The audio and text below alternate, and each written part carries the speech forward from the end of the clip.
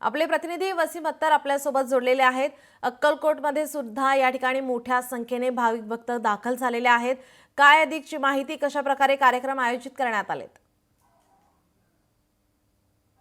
पौर्णिमेच्या निमित्ताने जे आहे ते अक्कलकोटच्या स्वामी समर्थांच्या दर्शनासाठी हजारो भाविक जे आहेत ते सोलापुरात अक्कलकोट या ठिकाणी जे आहेत ते दाखल झालेले आहेत। जर आपण पाहू शकतो की मागे जे आहेत आपण गर्दी या ठिकाणी पाहू शकतो की हजारो भाविक जे आहेत ते स्वामी समर्थांच्या गर्दीसाठी दर्शनासाठी जे आहे ते या ठिकाणी दाखल झालेले आहेत। मंदिर समितीकडून जे आहे ते 22 तास जे आहे ते मंदिर चालू ठेवण्याचा निर्णय जो आहे तो या ठिकाणी घेतलेला आहे। गुरुपौर्णिमेच्या निमित्ताने दिवसभर जे आहे ते या ठिकाणी विविध धार्मिक कार्यक्रम जे आहे ते या ठिकाणी पार पडणार आहेत। एक योग्य पद्धतीचं नियोजन देखील जे आहे ते मंदिर समितीचे अध्यक्ष महेश शिगळे यांच्याकडून जे आहे ते या ठिकाणी करण्यात आलेलं आहे। महिलांची वेगळी रांग असेल तर पुरुषांची वेगळी रांग जे आहे ते या ठिकाणी दर्शनासाठी केल्याचं असलेलं आपल्याला या ठिकाणी दिसत आहे।